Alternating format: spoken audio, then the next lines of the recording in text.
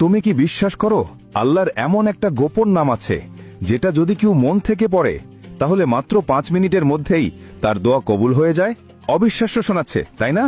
কিন্তু আমি নিজে গতকাল এই দোয়াটা পড়েছি আর ফল পেয়েছি সাথে সাথেই। আজ আমি তোমাকে শোনাবো সেই দোয়াটা যেটা বদলে দিতে পারে তোমার পুরো জীবন ইনশাআল্লাহ।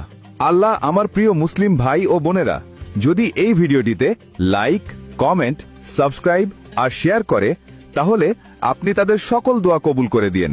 সবাই একসাথে বলুন আমিন, কারণ আল্লাহ তাআলা একসাথে 40 জন আমিন বললে সেই দোয়া কবুল করেন।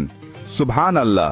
আল্লাহ তাআলার এমন এক গোপন নাম আছে যার মাধ্যমে কোনো দোয়া করলে তা কখনো ফিরিয়ে দেওয়া হয় না, যাকে ইসমে আজম বলা হয়, অর্থাৎ আল্লাহর সর্বশ্রেষ্ঠ নাম। এখন শোনো সেই দোয়া। উচ্চারণ আল্লাহুম্মা ইন্নী আসআলুকা বিসমিকাল আজম।